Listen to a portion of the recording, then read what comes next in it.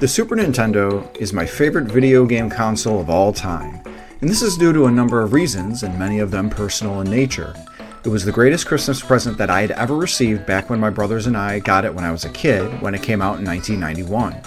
During its years of being active through 1996 in the US, this also covered the years of me being a kid up to being a very young teenager.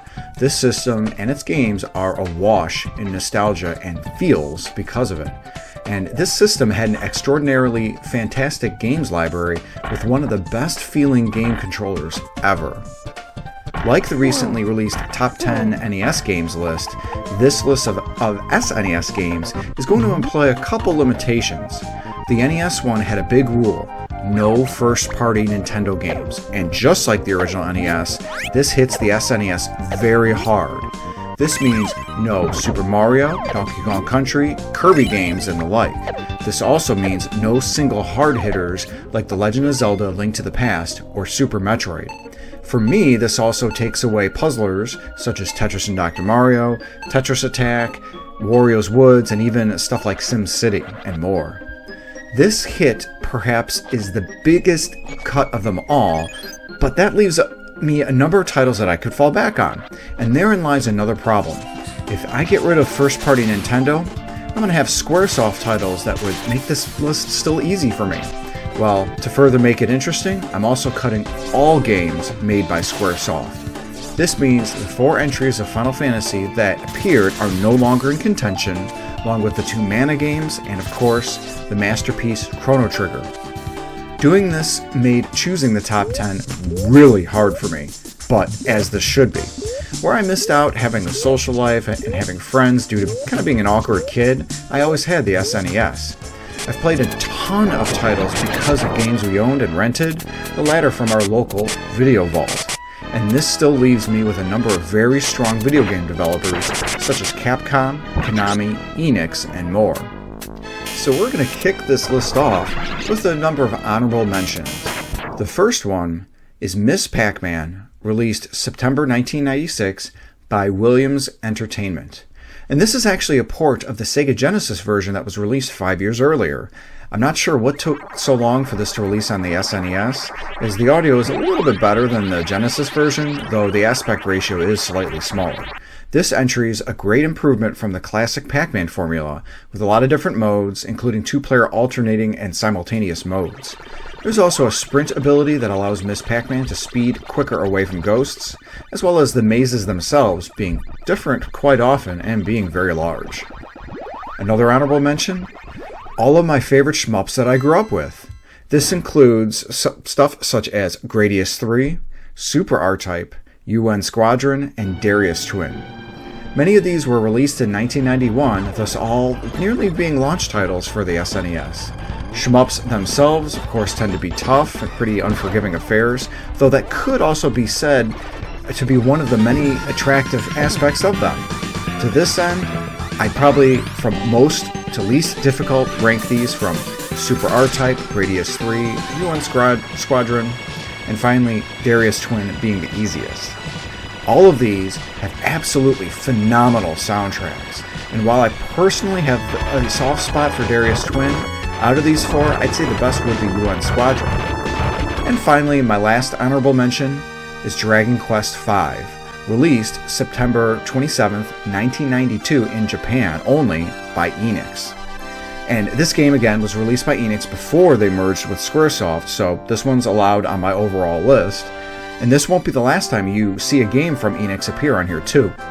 I couldn't put this in the top 10 because I've technically not played this on the SNES in its original form.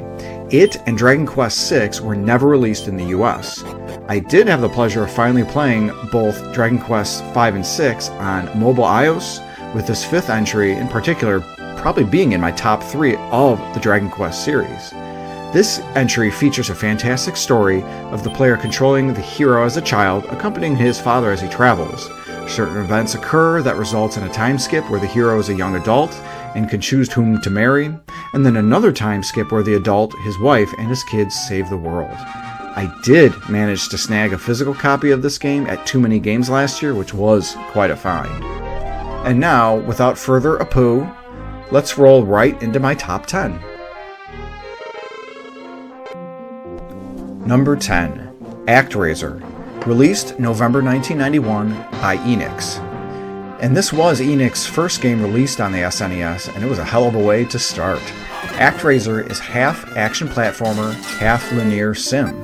The player controls the Master, a godlike being placed into a long-time slumber-like stasis after losing to a Satan-like being called Tanzra. While in stasis, Tanzra has unleashed his horde of monsters upon the lands, and it is up to the player to control the Master and drive and defeat the monsters in each of the 6 lands, while actively and passively supporting the humans to go forth and multiply. Increasing populations during the sim portion increases the Master's level, which in turn increases their overall max hit points. There are 2 platforming sections for each of the 6 unique landmasses, with a final 13th one essentially being a boss rush and final confrontation with Tanzra. I'll admit the platforming is probably only a little better than mid. If the game only comprised of this, I'd probably be reaching to give it a 7 out of 10. This is because the platforming and swordplay works, but it's not perfect. Some bosses are tough without magic spells found during the sim portions, and once these magic spells are found, bosses can be easily cheesed. The marriage of action platforming with the sim interweaved with an interesting, albeit bare-bones story is really what makes this game great. I also have to mention the absolutely phenomenal soundtrack done by Yuzo Koshiro. Notable to this soundtrack overall is probably the first theme that plays when the player first starts the game in the action portion of Fillmore. Others, such as the main theme that plays during the sim portion, to others, such as during the second portion of Northwall, are quite memorable. I mentioned Koshiro in a previous video recently, as he also conducted most of the music to Streets of Rage 2 on the Sega Genesis, and its respective series overall. Other credits include the first 2 Ys games in the series that were released in the late 80s, to the newest remake called ACTRAISER Renaissance. Regarding this newest version, this soundtrack is absolutely fantastic, as it's got all of the original audio from the original SNES game, and it is redone and reorchestrated, as well as an additional 15 songs that Koshiro created, both in the 16-bit SNES style, as well as in its fully orchestrated form. I was really excited to see new life be given to the series when it was announced, though this newest remake is quite disappointing. While the action platforming is improved a bit, the sim portion has been completely replaced with tower defense type gameplay that gets extremely repetitive. The original ACTRAISER also got a sequel released in 1993, which again to me was also a disappointment.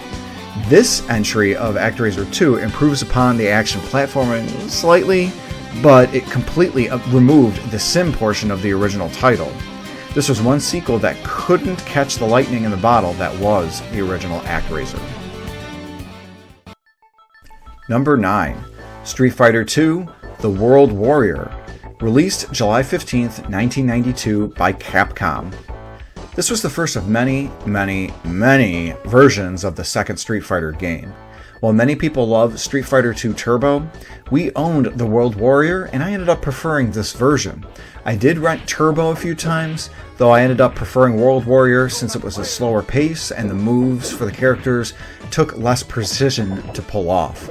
This was also the arcade fighting game that spawned a plethora of clones, both from its maker of Capcom as well as other video game developers. And while many of these others did end up being decent, competent fighters, to me, none could rival what Street Fighter II did.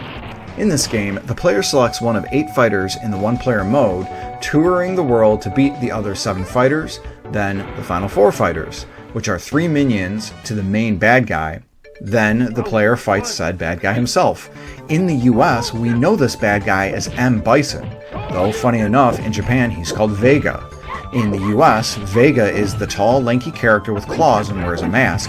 He's known as Balrog in Japan. And finally, in the US, we know the black boxer from Vegas as Balrog, and in Japan, he's known as M. Bison. They made these set of changes in the US version for fear of legal action, as M. Bison is very close to M. Tyson, or Mike Tyson. While my older brother got me into the Mortal Kombat series, I can't deny I also really liked Street Fighter 2. Not only were the characters likable and their looks and movements quite varied, the stages also had a variety of great aesthetics and colors, along with absolutely fantastic music themes to accompany them. I personally wasn't all that great at this game, but I still found it a blast to play, and it can't be understated how important this game was to the fighting genre overall, as well as the fact that the series is still going to this day, with this newest entry of Street Fighter 6. Number 8. Contra 3: The Alien Wars. Released March 26, 1992 by Konami. This feels like a true Contra game. Tough, but fair, and a blast to play, especially with two-player co-op. This continues the standard Contra formula as seen in the arcades and on the NES. One hit, and the player is dead, with a limited amount of lives, thereby making failure easy if not careful. The game adds some quality of life changes from the NES entries. This includes selectable difficulty modes, which impacts how many enemies and their bullets projectiles appear, as well as some general behavior that appears in the game. There's also a bomb that will clear the screen of enemies deployed with the A button, though the player only gets one per life, unless of course more are found in the item boxes that fly in the screen. The player is also allowed to have two guns at once, switchable with the X button. And generally in Contra games, if the player gets hit and dies, they lose the power-up weapon that they have. If the player has a different gun selected, they'll keep the weapon they have that was not selected, should they die. If L and R are held and the player jumps and fires, both guns can be fired at the same time for additional firepower, at the cost of losing both weapons at once if hit. The music is good, and often fits the frenetic nature of whatever level the player is in. These include cityscapes, newly introduced top-down affairs similar to a Zelda look, with turning controlled by moving the camera with L and R, as well as moving stages where the player rides motorcycles. Enemies are either cybernetic soldiers, crazy machinery, or grotesque aliens. And this game also got ports to the Game Boy and Game Boy Advance, though I felt the SNES version was the superior one. And also, did you know that the Contra code where the player got 30 lives was in the Japanese version of this, but it was removed from the US one? It would have been nice to have. I mean, this game isn't as hard as nails as the original NES, but it is still pretty tough. Number 7. Tiny Toons: Buster Busts Loose, released February 1993 by Konami. While there are a number of video games based on the Tiny Toons license, I felt this one was the best of them all. Many of the others had fun platforming, but Buster Busts Loose had both a great sense of control and speed with it. This is because, unlike all the other games, the player controls Buster Bunny that can attack with Y, move and stop at a dime, and dash with the L and R buttons. This last ability allows for some really tough and fun levels. I can't count how many times I played the train engine level before I got it down perfectly, or the Sky Escape level. The environments and character sprite work is colorful and spot on to the TV show. Each of the levels are varied, based on the many episodes of said TV show. One of the levels features where Buster must score a touchdown within 4 downs before the game ends. Should he fail, he loses a life. And funny enough, it was this level that taught me how the down system, yardage, and line of scrimmage worked for actual American football. After completing all but the last level, the player is rewarded with the ability to spin a wheel to play one of 5 bonus games for extra lives. With 3 different difficulty levels, this makes the game quite approachable, especially with the easy difficulty, as this actually makes the game a bit shorter, cutting out some bosses, some sections of levels, as well as the 5th level in its entirety. The hard mode lives up to its name by essentially just being the normal mode, but only with 1 heart instead of the standard 3, as well as enemies taking more hits to be defeated.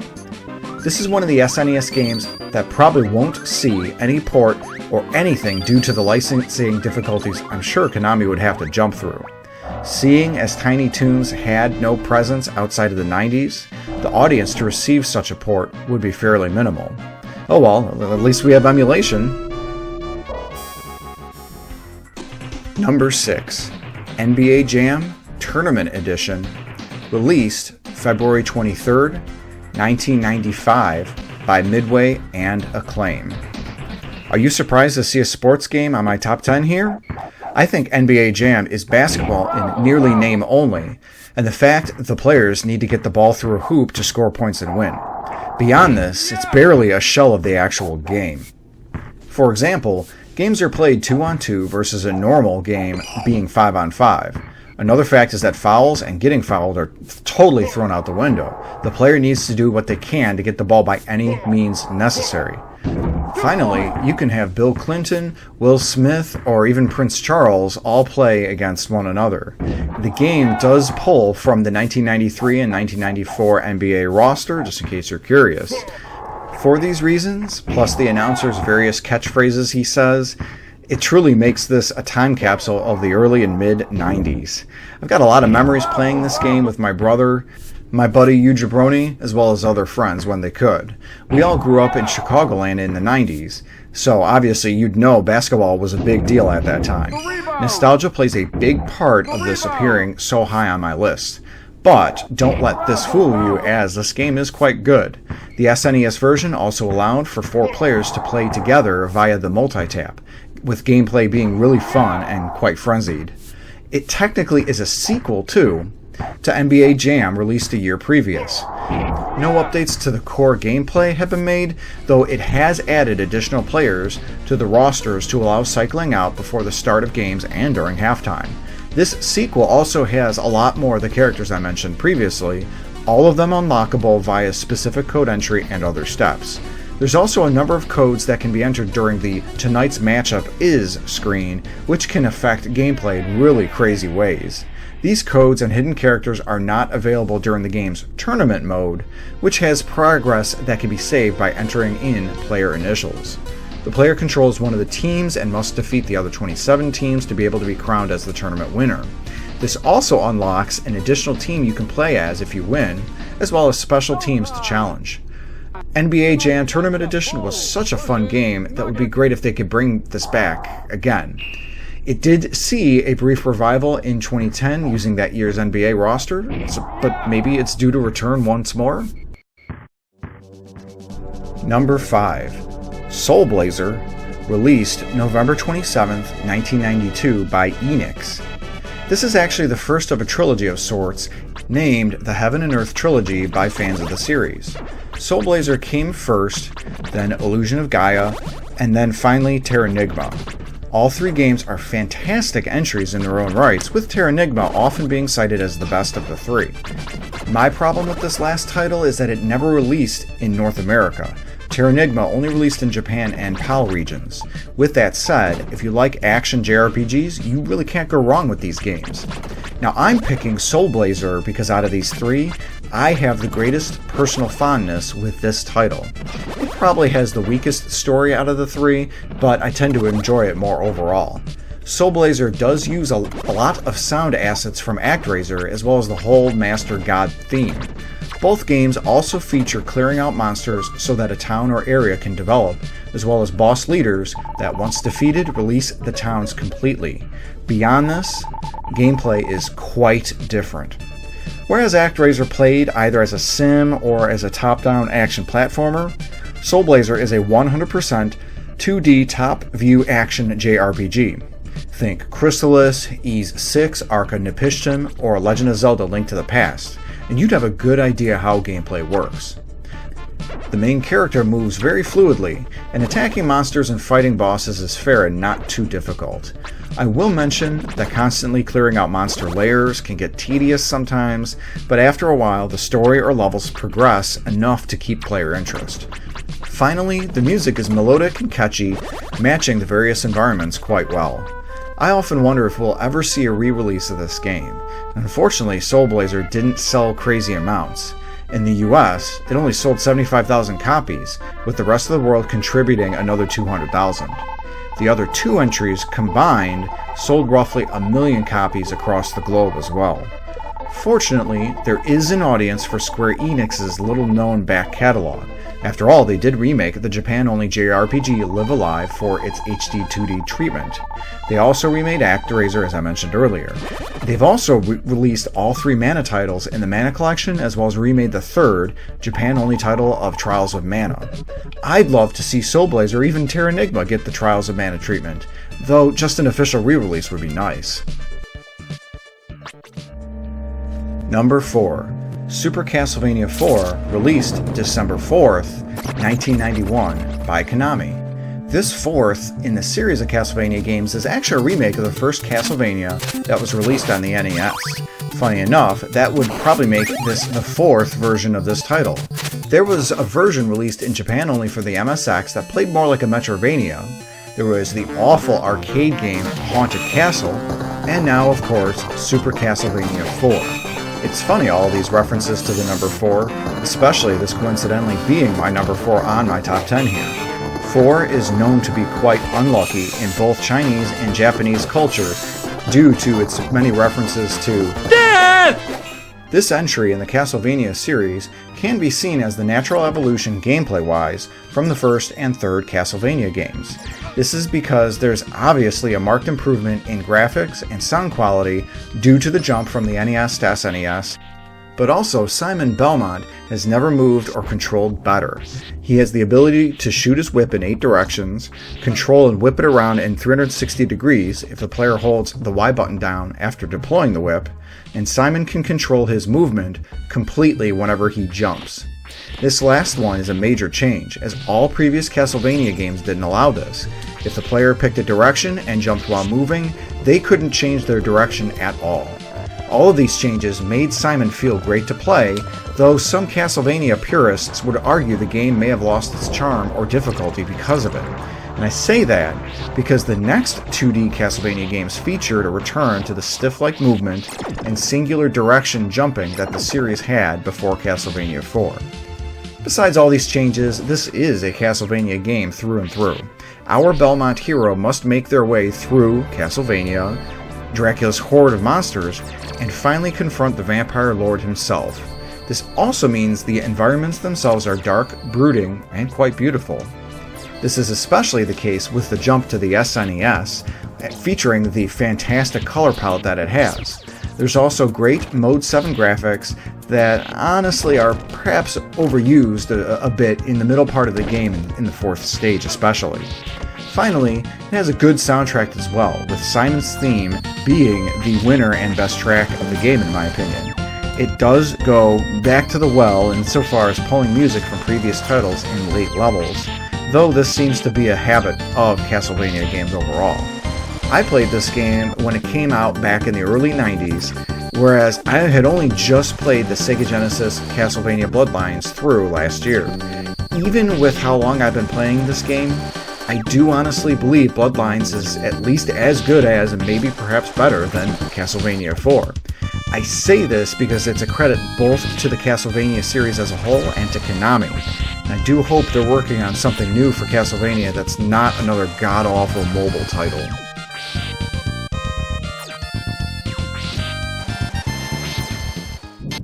Number 3. Mortal Kombat 2, released September 9th, 1994 by Midway and Acclaim. The first Mortal Kombat for the SNES was probably the first time I got into this series, and that honestly wasn't a great game. Gameplay was fine, although I felt pulling off character moves were stiff and general movement kind of felt slow somehow. Obviously, being on the SNES, fatalities were censored like heck, and there literally was no blood. I also found the one-player mode's endurance battles being tough and kind of annoying. Thankfully, this second entry course-corrected on everything. It upgraded the number of characters on the roster from 7 to 12, increased the secret character battles from 1 to 3, the speed was ramped up, and generally it felt a lot sleeker and was a lot better. Special moves were also easier to pull off, there were multiple fatalities and other special finishers, and the game was not censored at all. Each of the characters have their own personal story depending on whom the player picks, with each of them getting their own unique ending should the player emerge victorious from the one-player mode. The crux of the game, of course, isn't this, it's the multiplayer one-on-one battles with friends and family. I can't tell you how many times my older brother would play this game with me. While he had reached his teenage years and firmly believed, you can't get girls playing video games, he would still play the Mortal Kombat series, and I'd play this with him whenever he wanted to. While I was the one who had taken the crown overall as the best in our family at video games, he always held the singular Mortal Kombat crown. Still, it was fun to play this entry even if I didn't win. I even bought the arcade 1-up version of this game because of these memories, and even though my brother is no longer with us, I'll always have this game and reminder of him with me to this day. Number 2. Teenage Mutant Ninja Turtles 4, Turtles in Time. Released August 15th, 1992 by KONAMI. This is not only one of the best NES games that isn't a first-party Nintendo or Squaresoft, it's arguably the best Teenage Mutant Ninja Turtles video game ever released. This game is essentially a port of the arcade version of said same title with a few tweaks. Some of the negatives include a slight lowering of quality for the soundtrack and removal of some voice samples, and a rather large negative is that it removes the ability to play with 4 people at once. This is because Turtles in Time released a year before the first multi-tap released for the Super Nintendo. Still, simultaneous action can occur with 2 players at once, with players being able to select their turtles, versus the arcade determining this by which controller they use. Some positive changes include the levels of Sewer Surfing and Neon Knight Riders becoming bonus levels, as well as the addition of the Technodrome level and boss. Additions of Shredder as a boss in said Technodrome level, along with Toka and Razar as additional bosses, are great too. This game is part of the beat-em-up genre, where enemies consist of 90% of the Foot Clan, a colored gi-garbed set of masked enemies that apparently are all robotic since they blow up when the player defeats one. Each level has a unique environment. The first few from New York, since this is where the Turtles are based out of. They then journey underground, find the Technodrome, but are blasted through time thanks to their nemesis, the Shredder. They then journey through different time periods, examples being prehistoric, western, and even a future one. All of the levels end with a battle against the boss from the TMNT cartoon, comic, and or movie series. While gameplay and combat is simple in that there's an attack and jump button, different types of attack change depending if the player's turtle is in motion, like running, while attacking, and or if they're jumping. There's also a special attack that each turtle has, though it costs energy from the player's health bar to use. If this health bar empties, the player loses a life. There is a difficulty setting among the surprisingly robust options menu the game has. The soundtrack for the game is also superb, but just like any Konami game, that's not really a surprise. It provides another example of a game with fantastic peppy tunes to match various environments the turtles are moving through or time traveling in. While this had a large life in the arcades, I actually had never seen it in the arcades when it first released there.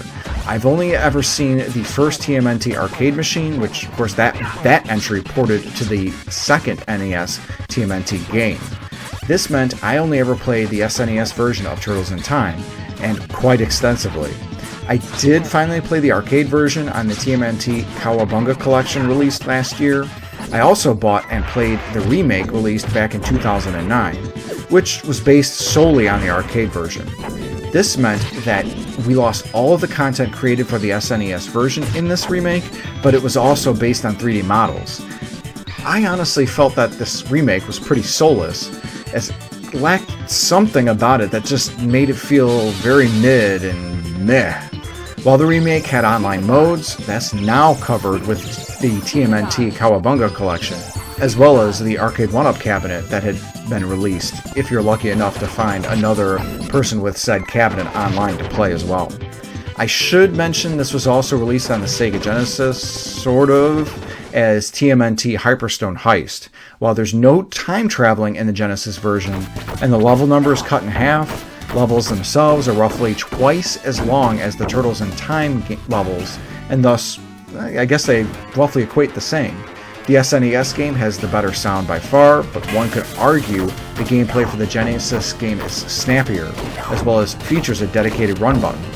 On the SNES, the player has to double tap the direction they're traveling to run if that option is selected. Overall, I can't recommend Turtles in Time enough, and recommend that people pick up the TMNT Cowabunga collection for all major consoles and PC Steam. Number 1.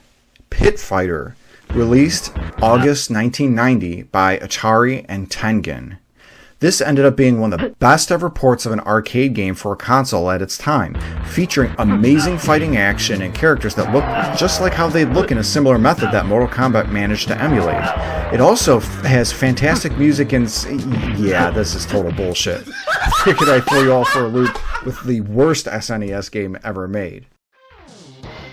The real number 1, Mega Man X, released December 17th, 1993 by Capcom.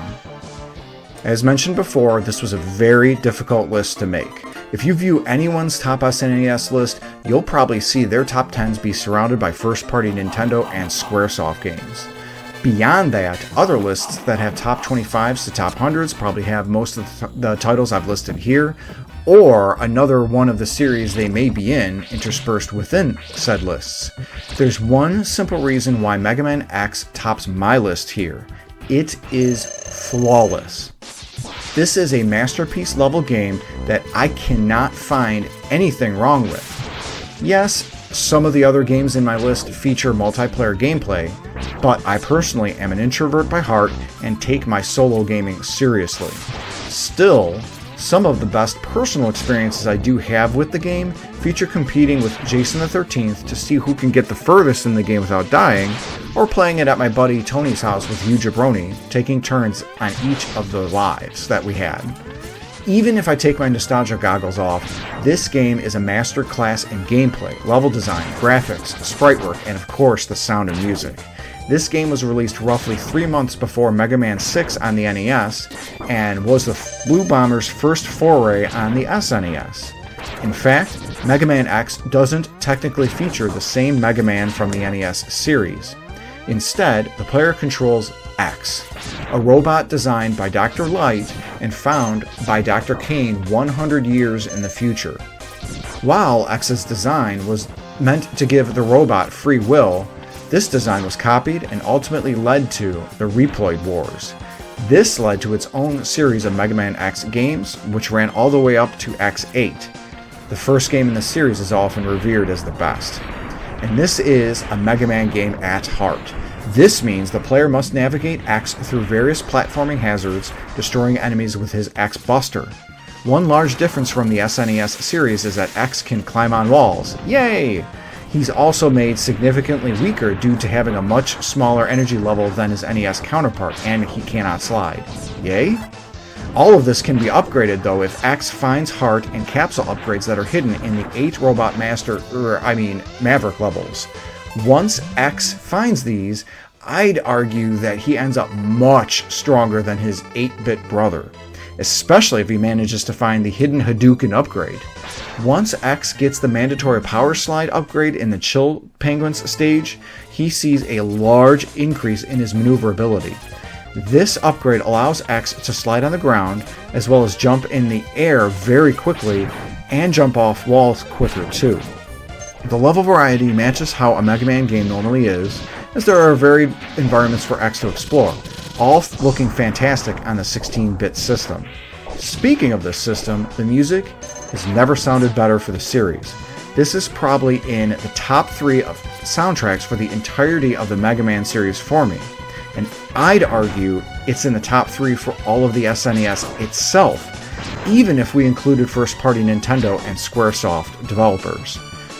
This music is just that damn good. Setsuo Yamamoto really outdid themselves designing music for the Mega Man series debut on the SNES. As mentioned before, I have a difficult time thinking of anything wrong with Mega Man X. While I stand by my list as mentioned, I could probably think of maybe 1 or 2 things that I could nitpick with each of these entries. I can't do that with Mega Man X. If you've never played this game before, I absolutely recommend you do so. This is available on the Mega Man X Legacy Collection 1 on all major platforms as well as PC Steam. And this game is one of the many crowning achievements for what is my favorite video game console of all time. So what did you think of my list? Do you agree with the placement of games here, or was there a game that I may have missed here? I'm definitely interested to hear what you think in the comments section below. Please like, subscribe, and ring that notification bell for more content. Thanks for watching and have a great day.